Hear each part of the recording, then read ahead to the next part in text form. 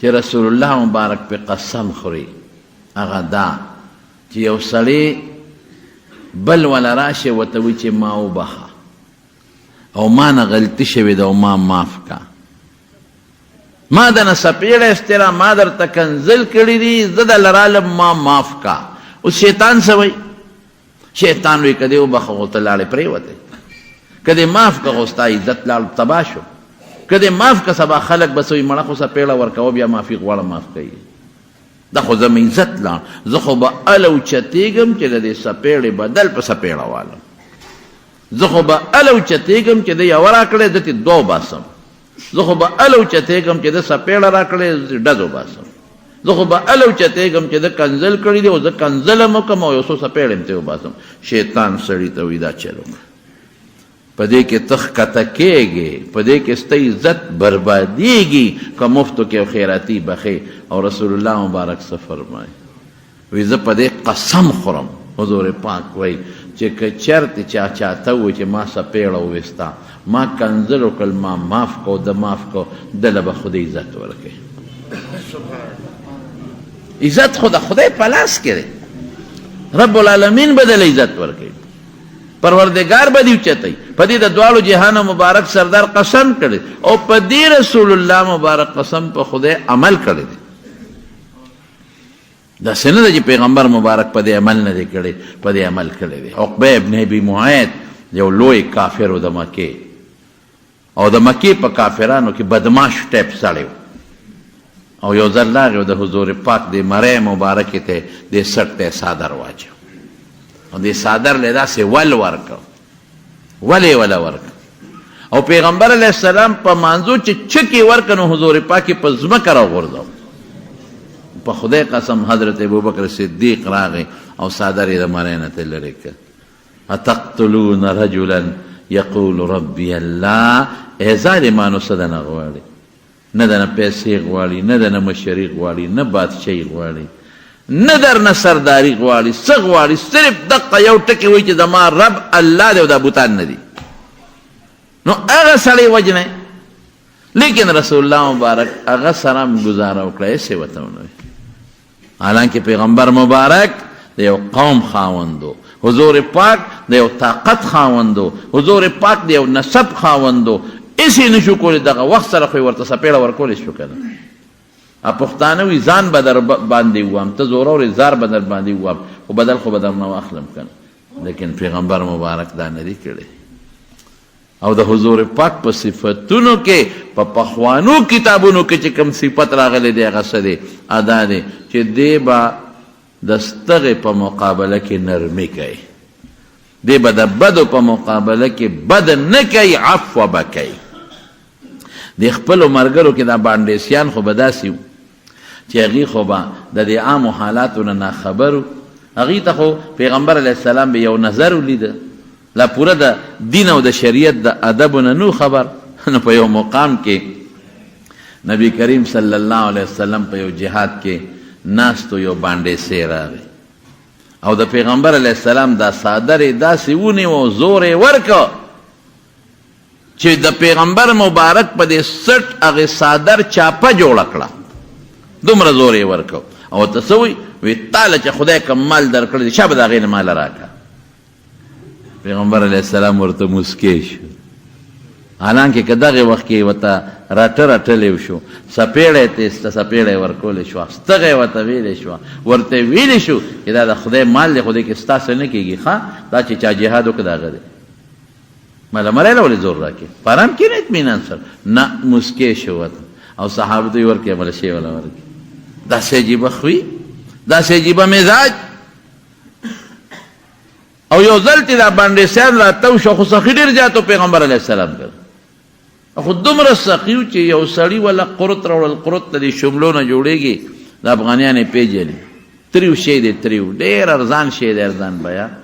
او دا ترې پخوا زمونږ په دې بانډو کې به کېدی، تره به یې ورته وي، داسې اوږدې غوندې وي، تره ورته وي، دی بادرنګ په شکل.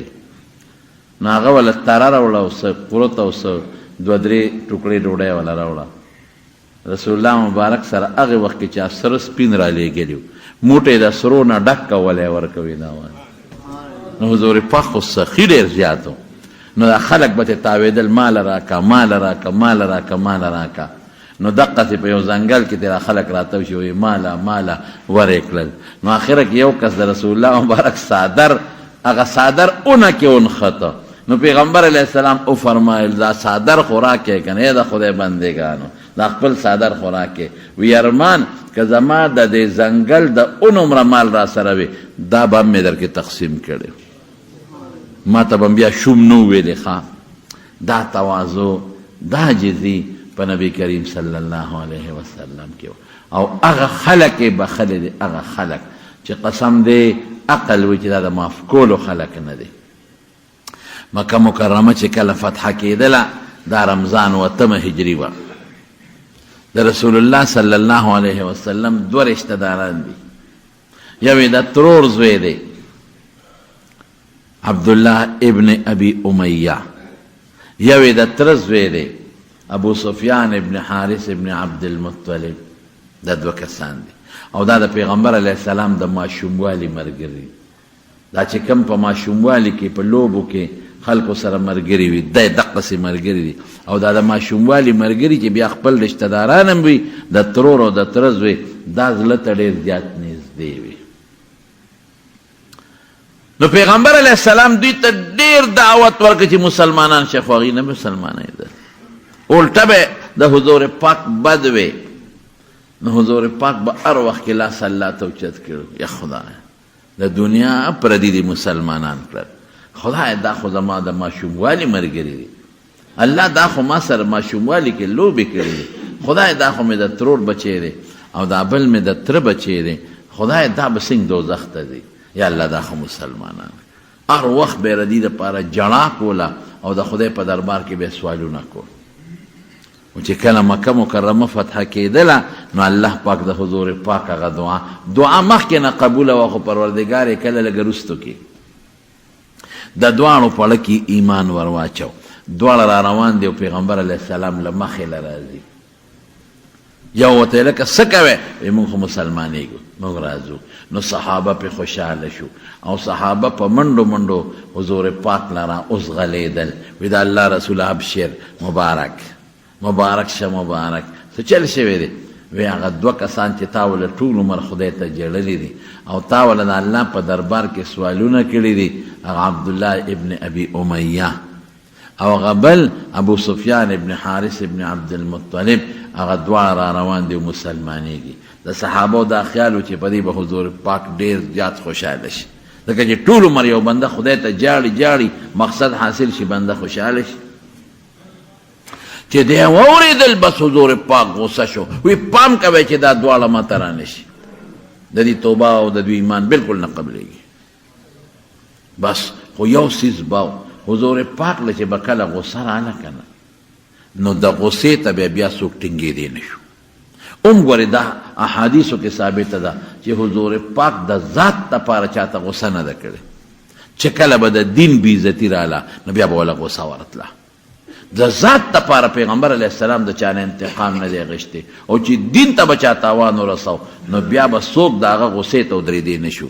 بیا به دومره غصه ورله چې حضرت عمر فاروق رضی الله تعالی عنه هغه به په کونډو پرېوته، د حضرت عمر نه به بیا خولې بېدلې او په کونډو به داسې په ډونګه چې تاسو ورته وایې دقسې په دې کونډو به پرېوته او رضینا بالله ربا وبالاسلام دینا وبمحمد صلی الله علیه وسلم رسولا. نو هغې پورې به دا الفاظ وې چې مونږ په اسلام خوشحاله یو چې زمونږ دین دی، مونږ په حضور پاک خوشحاله یو چې زمونږ پیغمبر دی او مونږ په دې خوشحاله یو چې الله زمونږ رب دی. دا به بار بار وي نو د حضور پاک غصه به سړه شوه. نو نبی علیه السلام غصه شو چې یو هم راځي بل هم راځي، وی ګوره چې را نږدې نه شي، پام کوئ چې را نه شي. بس دې ته ما ډېر نصیحتونه ډېر وعظونه کړي دي، اوس راځي اوس خو مکه فتح کېږي، اوس خو به دې خامخا راځي، بس د دوی اسلام نه قبلېږي. هغې ته چا ووایي چې مه راځئ کار نه کېږي، نه ستاسو توبه قبلېږي نه ستاسو ایمان قبلېږي. هغې وایي موږ څه د یارې نه دا کار نه کوو، او نه یریدلی یو. موږ دړه دا منو چې الله یو دی، دړه دا تسلیمو چې دا زموږ د خپل محمد صلی الله علیه وسلم د خدای رسول دی. دا موړه ته دا خبره پوه شوې ده. اوس قبلیږي که نه قبلیږي، خو بس موږ منلې ده خبره. صحابه بنال ورو نبی علیہ السلام ته داسې سپارښتونه کول. حضور پاک اوسه وینا د عبدالله ابن ابي امیه خور د حضرت ام سلمه د پیغمبر علیہ السلام بیبی ده. اراله سپارښت کوي نبی علیہ السلام سره په دې سفر کې ده. وی د الله رسوله په پردو رحم کې، په خپلو نه کې. د الله رسوله لوی لوی کافر چې ستا خلاف یې تورې راوچتې کړي دي، ادې معاف کړل او دا نه معاف کې. د الله رسوله تا خو په حیواناتو هم رحم دی. ستا متعلق خو قرآن ویلی دی چې دنه زیات رحم کوونکي بل نشته، په دې خپلو ولې رحم نه کې؟ حضور پاک ورته وفرمایل ای ام سلمې دی زما بې عزتي نه ده کړې، زما د رب بې عزتي کړې. زما نه ده کړې، زما هم کړې ده. زما د خپل برستو کو د یو ته مې وویې چې وروره ته خو ما پېژنې، ما او تا خو یو ځای لوبې کړې دي، ما او تا خو یو ځای خړپوسې کړې دي، ما او تا خو یو کور کې لوی شوي یو. تا ته پته نشته چې ما چې ته دروغ ویلي دي؟ تا ته پته نشته ته د دې نښو نه معلومې چې د خدای پیغمبر یې؟ ته څه دلیل غواړې؟ ته نه خبر چې د دروغ نه یم او د خدای رسول یم؟ ده څه وې؟ ده وې دا خبرې پرېږده، ته دلیل وې که ما ته الله پاک خط راولېږي او زما په نوم یې پرچه لیکلي، زما په نوم، او د هغه اسمان نه را روانې او زه ورته ګورم او زما لاس له راورسي او پکې خدای پاک لیکلي چې دا د ما پیغمبر دی، په دې ایمان راوړه، بیا هم نه کوم. ام سلمې اوس وایه که نه دې پس ومنه. او دې بل څه چل وکړو، دې بل ته مې وایي چې ګوره مه کوه، ته خو زما رشته دار یې، نږدې رشته دار، بې ستتره بې پردې، او زه درته ښه معلوم یم چې د خدای رسول یم. ما خپله دعوه نه ده کړې، الله لېږلی یم. او ګناه څه ده، څه غلطه خبره درته کوم چې نه منې. پیسې ده نه غواړم، دولت ته نه غواړم، مشري ده نه غواړم، سمه لار درته ښیم چې الله یو د شریک نه لري. بس دې کې څه دي؟ قیامت ومنه، قبر ومنه، دوزخ ومنه. زه خو درته څه خبرې کوم؟ زه خو مشري اوټ نه غواړم دې زمانه کې لکه خلک چې اوټ غواړي. یعنې دنیاوي اوټ خو ما ووایې، خو دنیاوي مفاد خو ده نه غواړم. د څه چلو که د هغې په مقابله کې د زما خلاف شعرونه جوړ کړل. دی شاعر زما جبریل او قرآن او خدای هغسې راپسې په شعرونو کې ووایي چې نن د فارس او د روم د بادشاه نه واله د دنیا په ګوټ ګوټ کې خلک شعرونه وایي. هغه زمانه د شعر و شاعرۍ اوس نه ده. به ټوله شپه خلکو شعر و شاعري کوله. دی خو زما دا چل کړی مسله مې څنګه وبنم؟ ما خو دوی له چغې والي دي، خدای ته مې جړا کړې، دا چل دوی کړی دی. بس ام سلمه رضی الله تعالی عنها ام المؤمنین پوه شوه چې کار نه کېږي، خو د پیغمبر علیه السلام خوی ټولو ته معلوم و چې حضور پاک ډېره غصه خو چې څوک ور مخامخ شي غصه ختمه شي. عاجزي پکې ډېره زیاته ده. نو دې دواړو ته حضرت ام سلمې وی داسې وکړې یو آیت ته تخیم، دا آیت لاړ شي او د پیغمبر علیه السلام مخکې کښېنې او دا ورته ووایه، او که مخ د نه اړی ځای ته دا ورته ووایه کېدی شي کار وشي. هغه آیت څو هغه و چې یوسف علیه السلام ورونو یوسف علیه السلام ته ویل. یوسف علیه السلام ورونو خو یوسف علیه السلام په کوی کې وغورځول. هغې خو یوسف لاړ مړ شو، ځکه لوی کوی هغه د ځنګل کوی چې هغه تاترین کوی وي هغې کې ور وغورځو، جامې یې ترې ویستې او کوی کې ور وغورځو او ته لاړل او پلار ته یې شرمه خوړلی دی.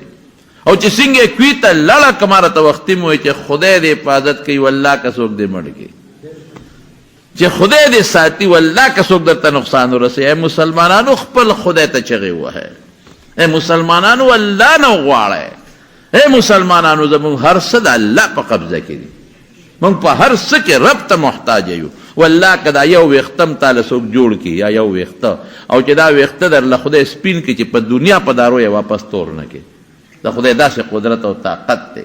یو ماشه چې در باندې راوست، یو نمرود کبر وکړه، کبر نمرود د ابراهیم علیه السلام په مقابله کې کبر وکړه او نه زه نه منم، او ابراهیم علیه السلام د دنیا دلیلونه ورته پیش کړل او ابراهیم علیه السلام غوندې عجز طبیعته پیغمبر په پیغمبرانو کې د ابراهیم علیه السلام په شان زاره او جړه او عجز طبیعته پیغمبر بل نه تیر شوی ولی قرآن وی ان ابراهیم لأواه حلیم هر وخت به خدای ته جړل آه به کول او فریادونه به کول او صابر انسان هغه ابراهیم علیه السلام داسې ورته وغورځو چې دغه وخت کې د نمرود د دې غټ اور کېدی نه شو رب ورسره څه چلو که نمرود ته خو ځان ته ډېر طاقتمن وی نمرود ستا خو فوج هم شته نمرود ستا خو پولیس هم شته نمرود تا سره پیسه هم شته نمرود تا سره تورې هم شته نیزې هم شته غشي هم شته هر شی شته خو زما قسم دی که زما د ماشي مقابله کولی شي نشي کولی په بله طریقه م الله وجلی شو په تبه م وجلی شو په ټوخي م مړ کولی شو په پالج م وجلی شو سر رګ م ورته شلولی شو په شلو طریقو الله وجلی شو هارټ اټیک باندې م وجلی شو لیکن الله ورته ښایي چې که ته ډېر طاقتمن یې خو زما د ماشي مقابله نشي کولی یو ماش یې وله په داس پیمه کې ور دننه کړو او نمرود د هغه ماشي د لاسه مردار شو نبی کریم صلی الله علیه وسلم خبره مې کوله نو هغه د یوسف علیه السلام رونو خو یوسف علیه السلام سره ظلم وکړو یوسف علیه السلام له الله څه چلو کړه دی خو کبر وکړه لویې وکړه هغه یوسف علیه السلام پردی غلام پردی نوکر بیا جیل تلال او اخره کې خدای پاک د مصر بادشاهي ولا ورکړه الله چې کوي کولی شي بادشاهي یې ورکړه د غلې مالک ورسه شو دارونه غلې ته محتاج شو ورله لاړل چې لاړل ورله هغه خو بیا قصه اوږده ده خو پېژنګلو راله اوهو دا خو زموږ غرور یوسف دی مونږ خو دې خو به ختمي اخو بادشاه دی مونږ ورته محتاج یو نن لاسته ناست یو اخو بادشاه دی مونږ ورته محتاج یو نن لاسته ناست یو نو هغې ورته یو ټکې وی غرونو ملامته و تالله لقد آثرك الله علينا وان كنا لخاطئين زمونږ د قسم د الله په ذاتي ای یوسفه زمونږ د قسم د الله په ذاتي ای یوسفه چې تا له خدای په مونږ عزت در کړی دی هرونه ورته وایي مونږ غلطي کړې ده تا له خدای په مونږ عزت در کړی دی مونږ غلطي کړې ده نو یوسف علیه السلام ورته څه وایي همدا خدای پیغمبر لا تسریب علیکم اليوم زه اس ملامتیا نشته ځان ملامته مه ګڼئ یغفر الله لکم خدای مو بخا معافی کړل نو ام سلمه رضی الله تعالی عنها هغه دواړو ته وایي ورشئ حضور پاک ته مخامخ کښېنئ دغه ټکې ورته ووایئ چې دې رالل حضور پاک ته مخامخ کښېناستل نبي علیه السلام ته مخ داسې واړه دی بل طرف ته رالل کښېناستل هغې ته مخ داسې واړه دی بیا دې طرف ته رالل هغه ټکې ورته وایي چې کوم د یوسف علیه السلام رونو ویلی و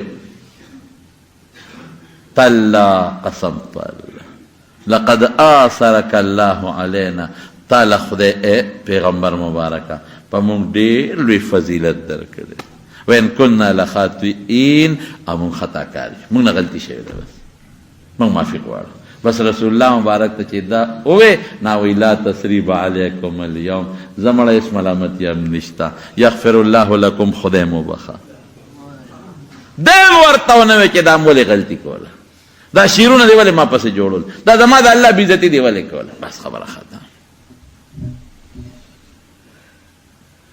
دا زمونږ کابرو کې هم دا نقشې پرتې دي مولانا قاسم نانوتوي رحمت الله علیه کوم چې زمونږ د دارالعلوم دیوبند رئیس او محتمم او بانی مبانی دی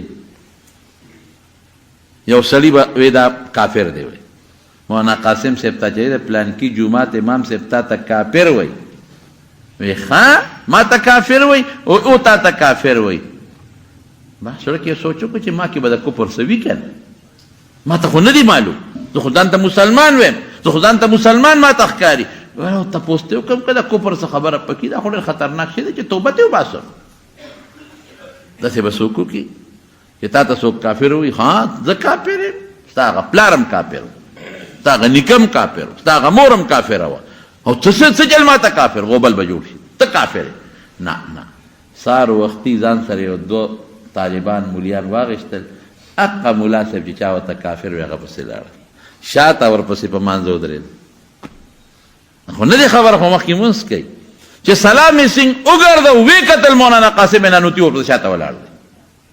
مولا صاحب خو لاول او یارید چې خدایا اسنه را سره باس شورونو کې د سره بسوک باس کوي مناظرې لنی راغلی باس لنی راغلی.